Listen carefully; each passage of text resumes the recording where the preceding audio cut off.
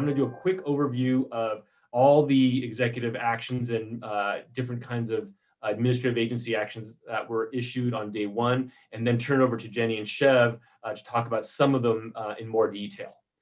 So I'm going to go through these relatively quickly. On day one, the president revoked the Muslim and African travel bans. AILA has already issued a fact sheet about this. These are the discriminatory bans that were challenged in court, but ultimately were able to be implemented. So that's been revoked.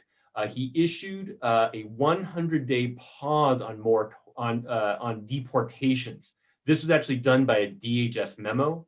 Along that is a companion White House order that rescinds the February 2017 President Trump order that essentially eliminated any notion that there would be prioritization of enforcement. And it was functionally his way of saying it's an all-out opportunity to enforce the law against everybody at the same time. That has proven and has generally been proven to be ineffective as a law enforcement strategy. That is now rescinded. And the president has said that he will be issuing new enforcement priorities and is going through this 100-day period to do that. There is a halt on border wall construction. There will be a suspension as of today of new enrollments in the Migrant Protection Protocols, also known as the Remain in Mexico program. He has announced that the Daca program will be preserved and fortified. So the Daca program currently is status quo, but we are looking forward, anticipating that there will be steps taken to improve upon that program in the weeks to come.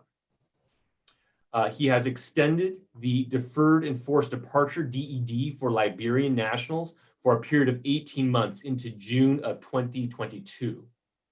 And the last thing I'll mention is that the president has revoked President Trump's exclusionary effort to ban counting of immigrants, undocumented immigrants from the US Census.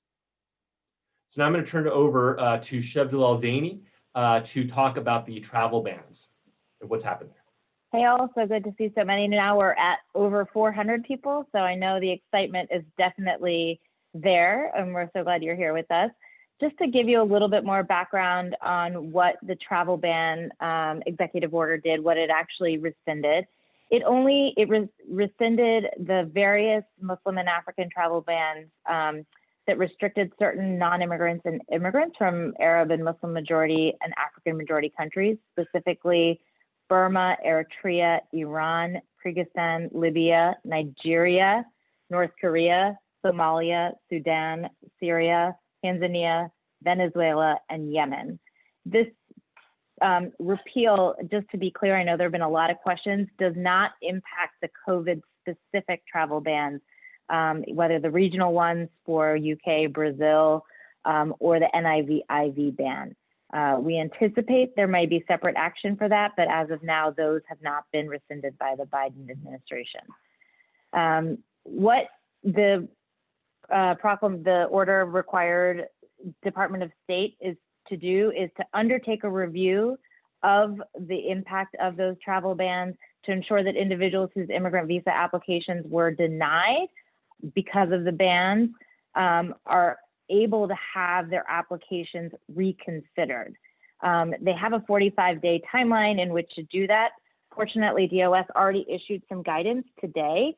For those who want to take a look at that more carefully, it's AILA Doc number 210122231. Basically, what that guidance does is it lays out, as they're reviewing the next 45 days, how they're going to do it, who needs to affirmatively pay and reapply, and who can just ask to be reconsidered. So any individuals who were subject to the ban and didn't qualify for a waiver before January 20th, 2020, they must submit a new visa application using the DS-260 and pay a new visa application processing fee to be reconsidered. For anyone who was denied within the past year, or their waiver is still being evaluated, they can ask the consulate to resume processing without fee. State Department said that they will give priority to those who are currently in the review process. Now, just because they have been listed, we all know that DOS is not at full operations because of the COVID crisis.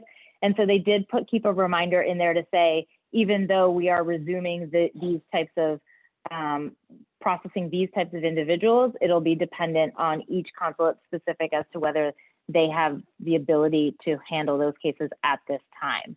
And then within the 45-day period of review, State Department will also have to come up with a plan to see how to reconsider those applications even further, how to expedite consideration of those individuals who've been denied, and then to ensure that visa applicants who are denied in the past are not prejudiced for any future applications as a result of that.